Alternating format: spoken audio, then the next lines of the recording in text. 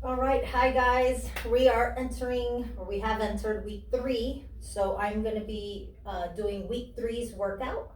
I'm going to go do it just like I did the last couple times. This first video is going to be an explanation so you know what you're doing, and then the second video just going to run through it one time with some music. That way you can follow along, and then depending on how long you want to work out for, you can repeat those.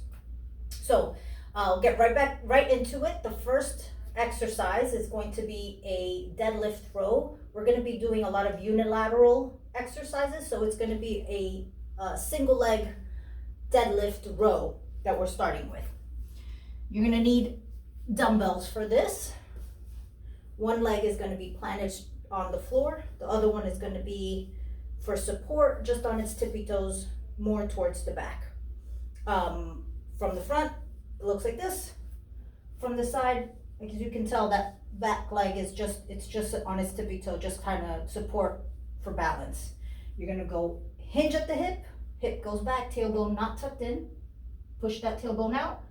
You lean forward, back stays straight. When you bend forward and you're down here, you're gonna row. Bring those arms, hands and dumbbells up towards the hip, and then go back down, stand back up. You're gonna do it again. Down, row, stand back up. There's always gonna be a slight bend in the knee, but there's not a big movement in the knee when you're doing the exercise. It's mainly hip hinge. Hip hinging, back stays straight. From here, dumbbells up towards the hip, back down, then stand up. And then if you do the other leg, same thing. Or when you do the other leg, you're doing the same thing. That now the other leg's on the tippy toe, the other one's planted on the ground. You're going down into a hinge in the hip, and then rowing the arms for back. Down, row, stand up.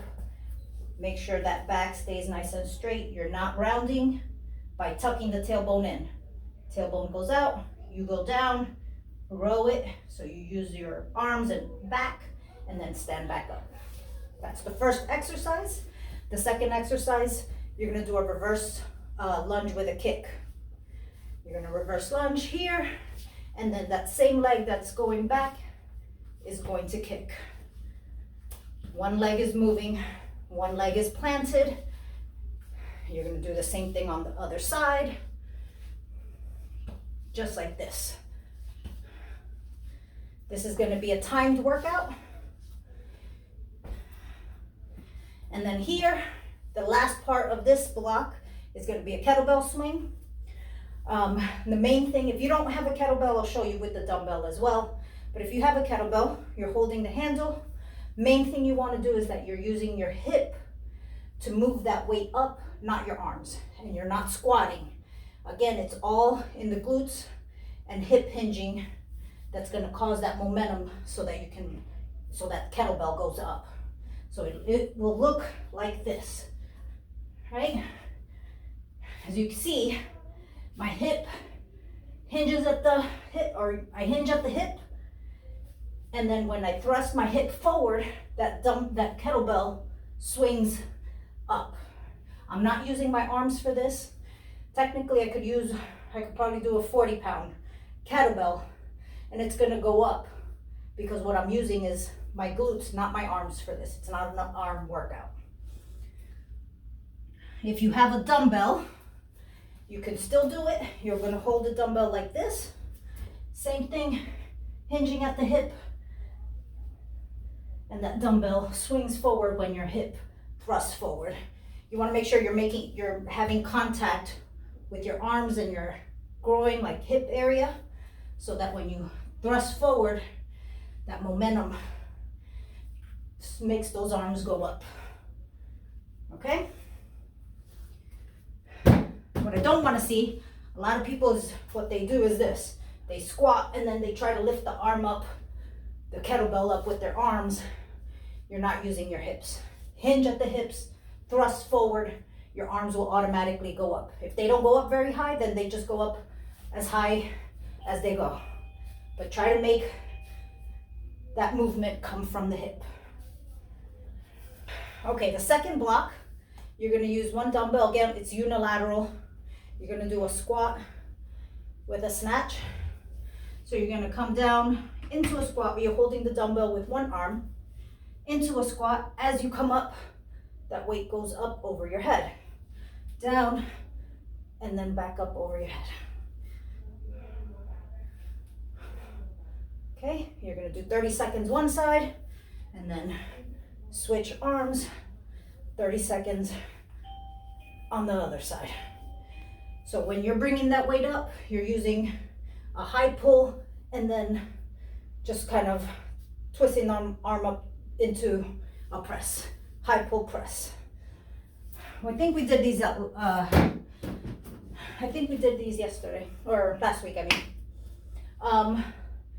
The second part is going to be on the ground, bird dog.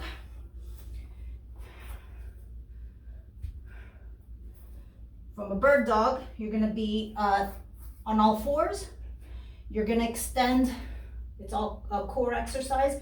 You're going to extend opposite arm, opposite leg. We're going to stay on one side. So for 30 seconds, we'll be doing one side and then 30 seconds on the other. So it's going to be like this. My right arm is up, left leg is up.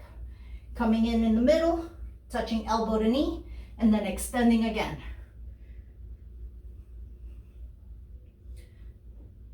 In order to keep your balance, you got to keep your glutes tight and your core tight. 30 seconds there, and then the next side, it'll be left arm, right knee.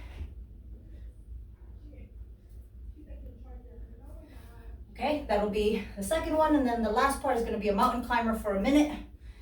So you're going to be on the ground again, on your toes, and then you're bringing that knee in.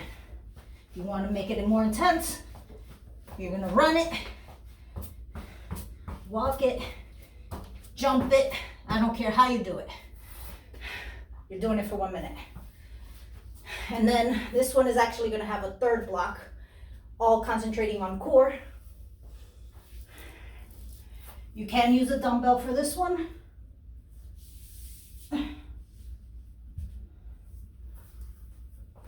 Okay. So, first part is going to be a sit-up.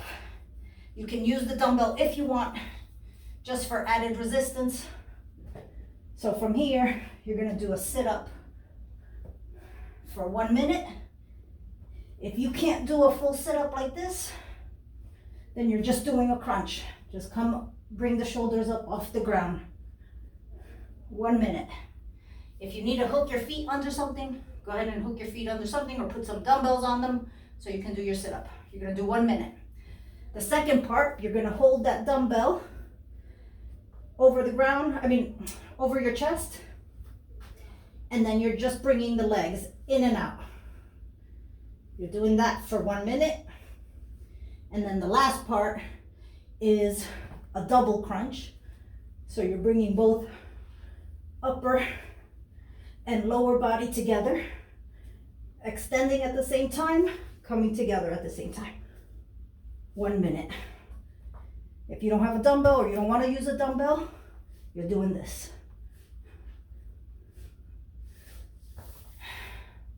That's the whole workout. It's 3 blocks this time. And it's going to be timed 30 seconds of everything except for that last exercise that's a minute. So each block should take you about 3 minutes to complete. What you can do is take a minute or two in between blocks as a rest and then repeat it. Or you can run the whole thing through. That's going to take you 3, 6, 9 minutes, and then rest like a good 2-3 minutes, and then repeat it again if you want to. All right, next video is going to be a quick run through one time.